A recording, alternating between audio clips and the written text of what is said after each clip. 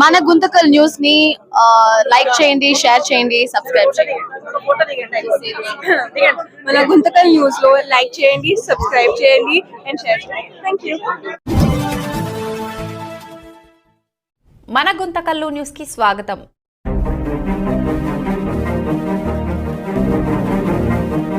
Media మిత్రులకు నమస్కారం. సోదర ఎమ్మెల్యే జయరాం, నువ్వు రైతులకు ఇచ్చిన మాటని నిలబెట్టుకుంటావా లేకుంటే మాట పోగొట్టుకుంటావా అది నువ్వే తెలుసుకోవాలి. ఎందుకంటే రాగులపాడు నుంచి గుంతకల్ మండలంలో చెరువులకు నీళ్ళు ఇచ్చేటువంటి కాలువకు జూలై నెలలో పూజలు చేసి పనులు ప్రారంభిస్తారని నీవు మున్సిపల్ ఆఫీస్ దగ్గర రైతులు దీక్షలు చేస్తున్న సందర్భంలో నువ్వు కుదిన హామీ ఇచ్చావు. హామీ ఇచ్చి ఈరోజు జూలై 31 ఆఖరిలో ఉంది. రేపు ఆగస్టు 1వ తారీఖు వస్తూ ఉంది.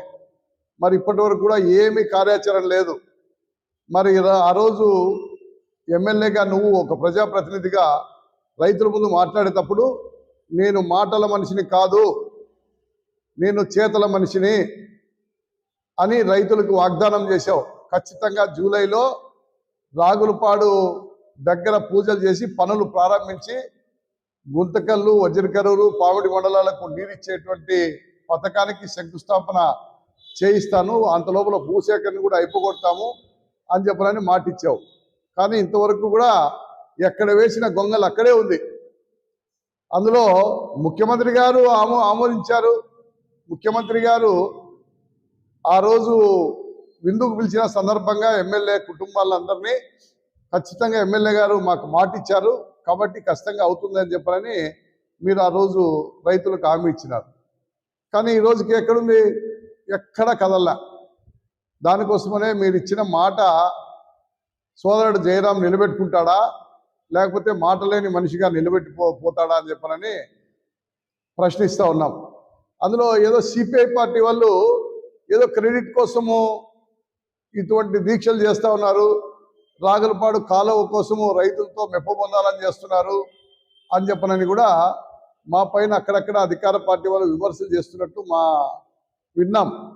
మాకేమీ అవసరం లేదు క్రెడిట్. ఆ క్రెడిట్ ఏదొచ్చినా కూడా మీరే అధికార పార్టీ వాళ్ళే తీసుకోండి, లేదా మీ అధికార పార్టీ ఎమ్మెల్యే జయరాంకి క్రెడిట్ ఇవ్వండి. మాకు ఈ ప్రాంతం అభివృద్ధి కావాలా, ఈ ప్రాంతం రైతు సమస్యలు పరిష్కారం కావాలా, రైతులకు సాగునీరు కావాలా, గ్రామాల్లో తాగునీరు కావాలనే ఉద్దేశంతో గత 15 సంవత్సరాల నుంచి రాగులపాడు యొక్క కాలువ చేపడితే ఈ విధంగా లెవెల్స్ అన్నీ ఉన్నాయి. దానికనే గుంతకల్ మండలంలో చెరువులకు, కుంటలకు, చెక్ డ్యాములకు నీళ్లు వచ్చేదే కాకుండా వజ్రకరూరు మండలంలో కూడా నీళ్లు అందుతాయని చెప్పనని, పామిడి వరకు కూడా ఈ నీళ్లు ప్రవహించే అవకాశం ఉంటుందని దానికి రూపకల్పన చేసి దాన్ని ఒక ప్రభుత్వం ముందు పెట్టినదే మన రైతు సంఘాలు, తర్వాత సిపిఐ పార్టీ, రాజకీయాలకు అతీతంగా చేశాం. కాబట్టి మా క్రెడిట్ అవసరం లే, క్రెడిట్ అంతా మీరే తీసుకోండి. కానీ ఈరోజు ఏం జరుగుతూ ఉందంటే అందరినివా కార్యాలయంలో పోయి విచారిస్తే ఆ పనులు జరగవు అంటున్నారు. ఎందుకు జరగవు అంటే ఆ రోజు 2020లో 40 కోట్లు ప్రతిపాదన చేసినారు.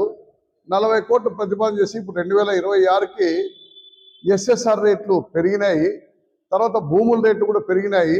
కాబట్టి కొత్త ఎస్ఎస్ఆర్ రేట్ల ప్రకారం ఇప్పుడు అంచనాలు వేసి ఆ ఎస్టిమేట్లు ఆమోదించాలా, అదేవిధంగా భూముల రేటుకు కూడా దానికి తగిన పరిహారం ఇవ్వాలా, ఇస్తే అప్పుడు పరిష్కారం అవుతుంది.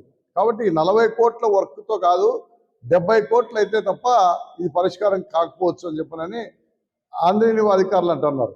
ఏదేమైనా ఇది మాటిచ్చారు కాబట్టి మీరు గతంలో తెలుగుదేశం ప్రభుత్వం కూడా మాటిచ్చింది కాబట్టి 2017లో, తర్వాత ఇప్పుడు వచ్చినటువంటి తెలుగుదేశం ఎమ్మెల్యే జయరాం కూడా హామీ ఇచ్చి ప్రతి సభలో చెప్తా ఉన్నాడు, రాగులపాడు కాలువ నేను పూర్తి చేస్తాను, రాగులపాడు నుంచి గుంతకల్ మండలంలో చెరువులకు, కుంటలకు, చెక్ డ్యాములకు నీళ్ళు ఇస్తారని జయరాం గారు ఒక మున్సిపల్ ఆఫీస్ దగ్గరే కాదు అన్ని చోట్ల మన ఎమ్మెల్యే గారు చెప్తా ఉన్నారు. కానీ ఇంతవరకు ఏది కార్యరూపం ఏం లేదే, ఎక్కడ ఆచరణలోకి రాలేదు కదా ఇంతవరకు. దానికోసం ఏం ప్రయత్నం చేస్తున్నట్లా?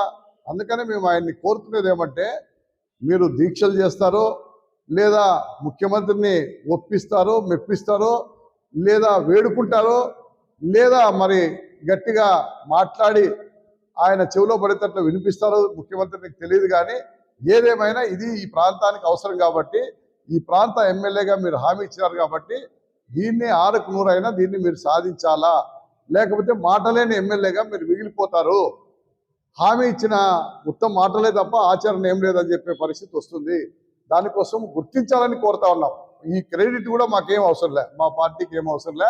ఈ క్రెడిట్ వచ్చేటువంటి పేరు ప్రతిష్టలు అన్నీ కూడా మీ తెలుగుదేశం పార్టీ, మీ ఎమ్మెల్యేలు మీరే తీసుకోండి, మాకు అవసరం లే. తర్వాత రెండో విషయం వచ్చేసి, ఇప్పుడు ఖరీఫ్ అంతా దెబ్బతింది వర్షాలు లేక, ఎలినినో ప్రభావంతో. మరి ఇలాంటి సందర్భంలో మీరు రైతుల దగ్గర ఈ బీమా సొమ్ము వసూలు చేస్తున్నారు, బీమా ప్రీమియంని వసూలు చేస్తారు. ఏం ప్రభుత్వమే కట్టలేదా? ఇలాంటి ఆపద సమయంలో, విపత్కర సమయంలో బీమా ప్రీమియంని మీరే ప్రభుత్వమే చెల్లించాలా, రైతులు కట్టుకోవాలని చెప్పనని మీరు చెప్తా ఉన్నారు. అది కూడా ఇంకా ఈ 31కి అయిపోయింది, జూలై 31కి అయిపోయింది అని చెప్పని అంటున్నారు. దాన్ని ఆగస్టు 30 వరకు కూడా పెంచాలి. దీన్ని ఆగస్టు 31 వరకు కూడా పెంచి మరి గడువు పెంచాలి. దీన్ని పెంచి ఆ రకంగా ఈ క్రాప్ బుకింగ్ చేసి మీరే బీమా సొమ్మును కూడా రైతుల దగ్గర లేదు కాబట్టి దాన్ని అంతా కూడా చెల్లించాలని కోరుతా ఉన్నాము. దాంతోపాటు ఈ ఖరీఫ్లో ఎవరైతే విత్తనాలు వేసినారో, నష్టపోయినారో ఆ రైతుల యొక్క పంట పండలే, ఎక్కడ కూడా మొక్కలు కూడా పైకి రాలే.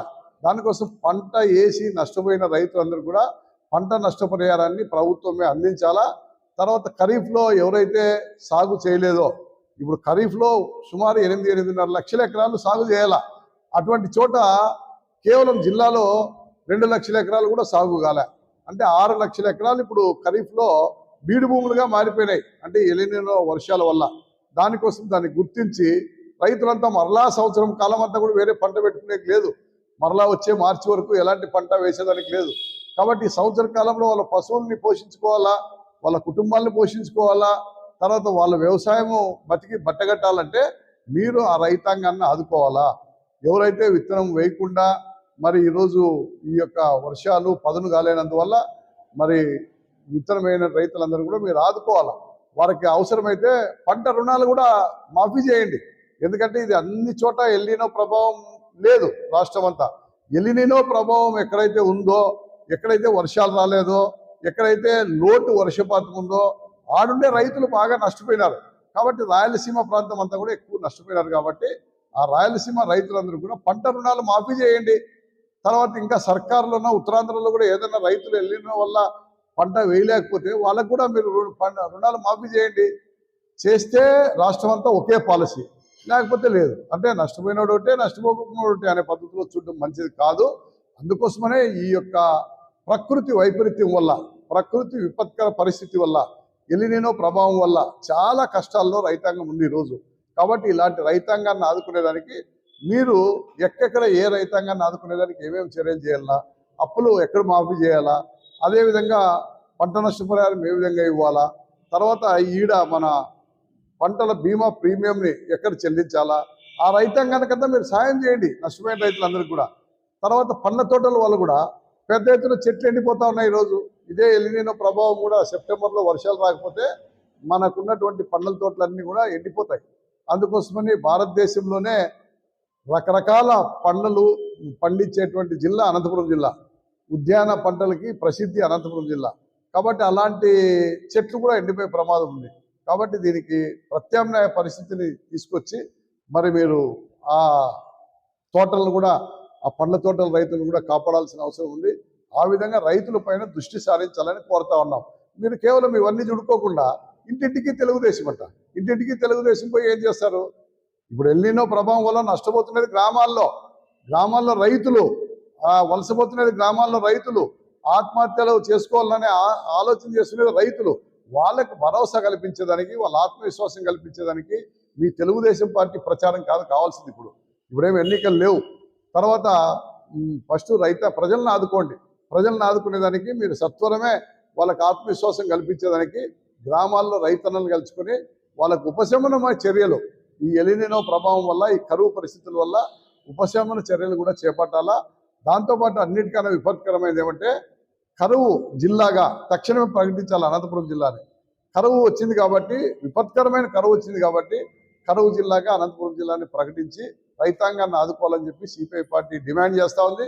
తక్షణమే ఆ చర్యలకు పూనుకోకపోతే పెద్ద ఎత్తున ఆందోళన చేస్తామని చెప్పని ప్రభుత్వాన్ని హెచ్చరిస్తా ఉన్నాం. రైతుల్ని సమీకరించి, గ్రామాల్లో ఉన్నటువంటి రైతులందరినీ సమీకరించి పెద్ద ఎత్తున కలెక్టరు, ఎంఆర్ఓ కార్యాలయాల్ని దిగ్బంధనం చేసేదానికి సిపిఐ పార్టీ పూనుకుంటుంది.